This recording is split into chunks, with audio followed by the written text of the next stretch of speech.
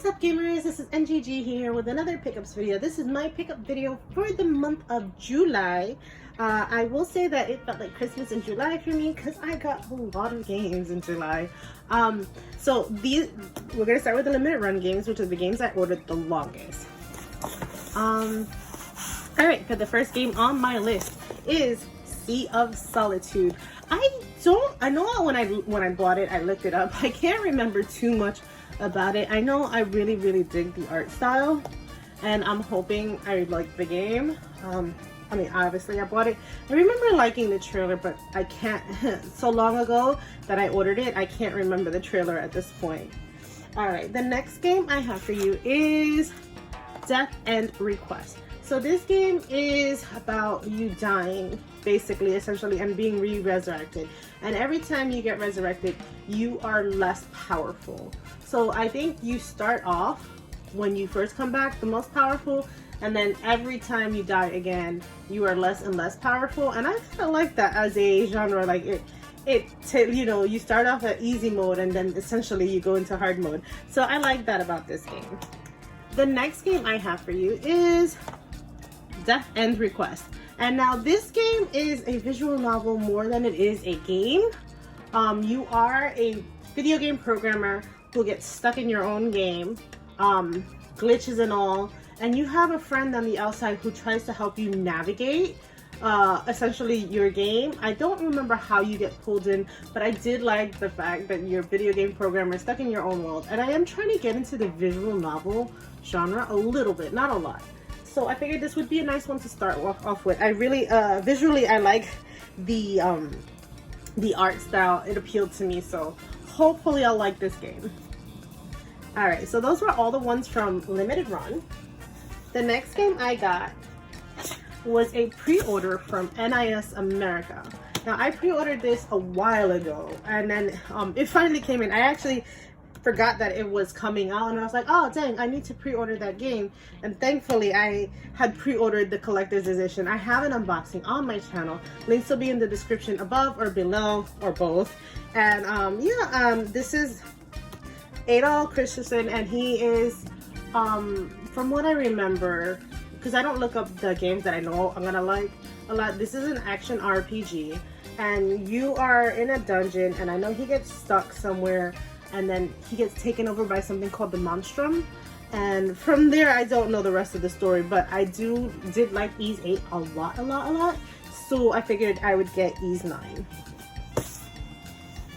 The next game I have for you, I bought in the very beginning as well, which was Mario Golf Rush. Now this I got from Best Buy. I didn't pay full price for it. Hashtag never pay full price. But yeah, so I bought this, you know, I think it was the second week after launch, and I played it with you guys on stream, and I think it's lacking. I don't think it has enough content, but I didn't unlock a lot of stuff. I think when I played it with you guys, I had just popped it in. I also picked it up with the luggage tag. So I got the luggage tag as well. I keep it in here so I don't lose it. But yeah, so I'm hoping I play the single player campaign and open up some more boards so that we can have more fun. But this one specifically was what to play with you guys. The next one I have for you guys is Paper Mario Origami King. Now this one I bought for $30. I haven't played any of the Paper Mario games, but since I'm an RPG person, I figured what way to get better to get into Mario games than with the Paper Mario series. I have played 1 or 2 Mario games at this point now, but since I have all the other Paper Mario games, I figured I just get the last one. I paid $30 for this. It took like 3 weeks of shipping, 2 to 3 weeks of shipping with Target. I was not happy about that, but I finally got the game. The next game I have for you guys is Miitopia. Now Miitopia, it reminds me a little bit of Tomodachi Life. In the fact that you are putting your friends as characters in the game.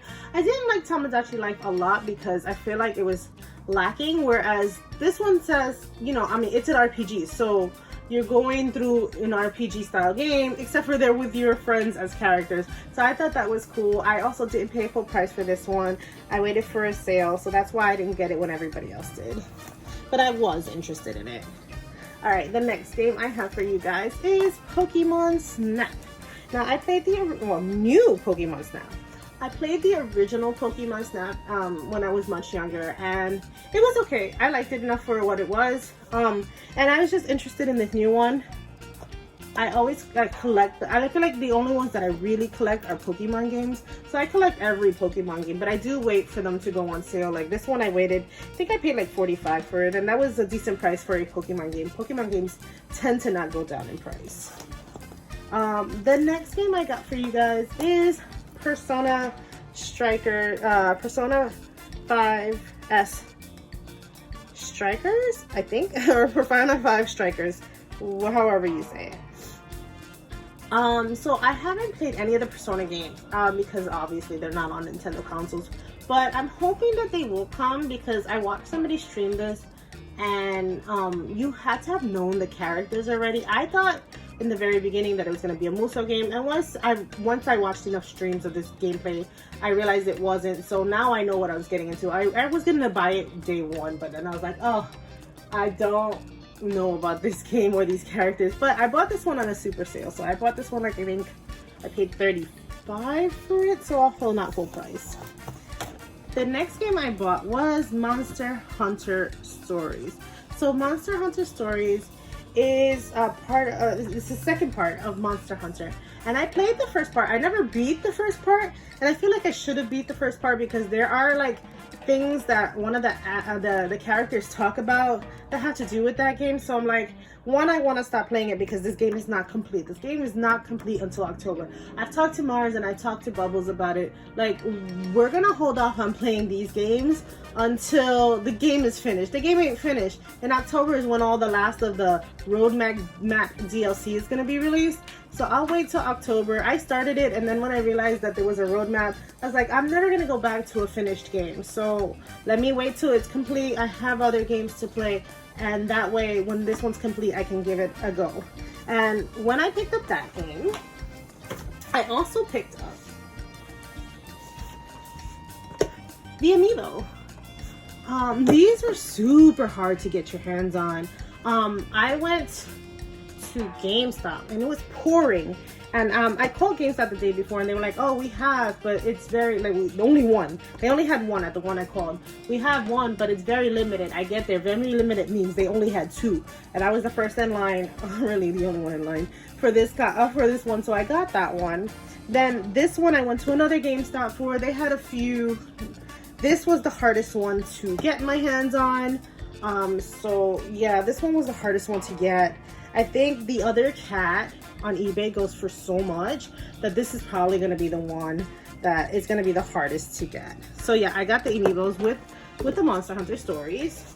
The next game I got for you is the Legend of Zelda Skyward Sword HD. Now, I went to the Nintendo store to pick this one up, and so yeah, it was an experience. I will link the below and above the picking it up, the unboxing video I did for this, and I am playing it now. I am getting super frustrated at some of the puzzles that seem to be like easy. Like if I had, oh yeah, thought of that, I would have gotten it, but it's been a while since, not too long, because I played another puzzly game, but these puzzles are more different than I expected, so it's a little harder to figure out some of them. So I'm just slowly making my way through this game. I am on dungeon number 2 on this game. So with that though, I did pick up the Amiibo for it. I also picked up decal, was given to me as a pre-gift, and I purchased the Joy-Cons. And I've already unboxed all of this stuff. There's a video of me unboxing all this stuff. So yeah, I picked up all of this stuff. I am using this one on a regular. This one is coming clutch. I leave it in the box, but I took off the little metal thing underneath so that I could use it on a regular, because this game is a little frustrating for me right now, I'm not gonna lie. There is one more thing I got from the Nintendo store, which was a Zelda poster, but it's already on my wall, so I'm not showing you that. And the last game on my list is Trover Saves the Universe. Now, I've got this one because I watched Miggy stream this on his Twitch channel. And Oh my god, the stinking stuff was hilarious. I've never watched Rick and Morty. How's that? It's by the creators of Rick and Morty, and literally all the like I couldn't we the laughs. You had to like while the characters are talking to each other and you don't even want to move forward until you hear all the dialogue they have to say to each other. It's so freaking hilarious. And I was like, you know what, I need a game like that in my life. So I picked this one up specifically because I watched Miggy stream it. It is a limited run game. Come to Best Buy. So this is still pick upable if you live near a Best Buy that has a physical copy. I think you can still order these online as well. But this game's super hilarious. And sometimes you need that in your life. I mean, I like play South Park, so I don't get a lot of games like with this kind of comedy, but a few is okay.